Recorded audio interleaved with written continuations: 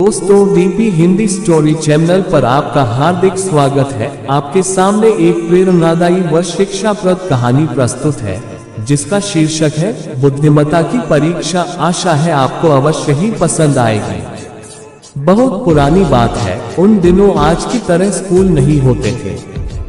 गुरुकुल शिक्षा प्रणाली थी और छात्र गुरुकुल में ही रहकर पढ़ते थे। उन्हीं दिनों की बात है।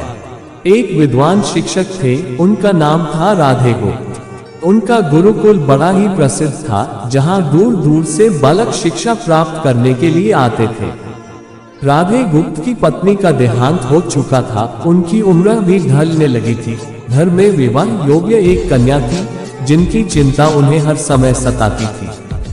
पंडित राधे गुप्त उसका विवाह ऐसे योग्य व्यक्ति से करना चाहते थे जिसके पास संपत्ति भले ना हो पर बुद्धिमान हो। एक दिन उनके मन में विचार आया, उन्होंने सोचा कि क्यों न वे अपने शिष्यों में ही योग्य वर की तलाश करें। ऐसा विचार कर उन्होंने बुद्धिमान शिष्य की परीक्षा लेने का निर्णय लिया। उन्होंने सभी शिष्यों को एकत्र किया और उनसे कहा, मैं एक परीक्षा आयोजित करना चाहता हूँ। इसका उद्देश्य ये जानना है कि कौन सबसे बुद्धिमान है। मेरी पुत्री विवाह योग्य हो गई है और मुझे उसके विवाह की चिंता है, लेकिन मेरे पास पर्याप्त धन नहीं है।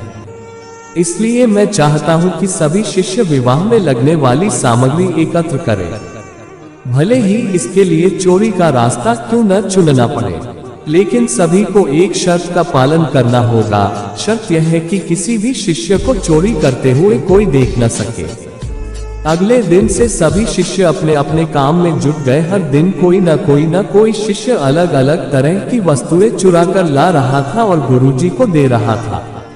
राधे गुप्त उन वस्तुओं को सुरक्षित स्थान पर रखते जा रहे थे, क्योंकि परीक्षा के बाद उन्हें सभी वस्तुएं उनके मालिक को वापस करनी थी। परीक्षा से वे यही जानना चाहते थे कि कौन सा शिष्य उनकी बेटी से विवाह करने योग्य है। सभी शिष्य अपने अपने दिमाग से कार्य कर रहे थे, लेकिन नवनीत उनमें से एक छात्र रामास्वामी, जो गुरुकुल का सबसे होनहार छात्र था, चुपचाप एक वृक्ष के नीचे बैठा कुछ सोच रहा था। उसे सोच में बैठा देख राधे गुप्त ने कारण पूछा।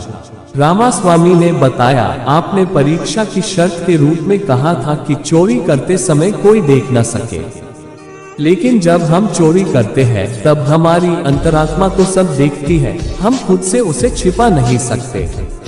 इसका अर्थ यही हुआ न कि चोरी करना व्यर्थ है। उसकी बात सुनकर राधे गुप्त का चेहरा प्रसन्नता से खिल उठा। उन्होंने उसी समय सभी शिष्यों को एकत्र किया और उनसे पूछा, आप सबने चोरी की क्या? किसी ने देखा? सभी ने इनकार में सिर हिलाया। तब राधे गुप्त बोले, बच्चों, क्या आप अपने अंतर्मन से भी इस चोरी को छुपा सके?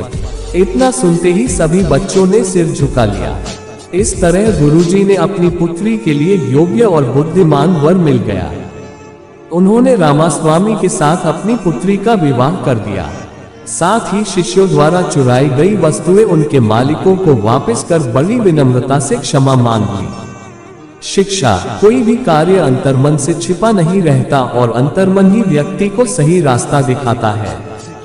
इसलिए मनुष्य को कोई भी कार्य करते समय अपने मन को जरूर टटोलना चाहिए, क्योंकि मन सत्य का ही साथ देता है। सदैव प्रसन्न रहिए, जो प्राप्त है पर्याप्त है।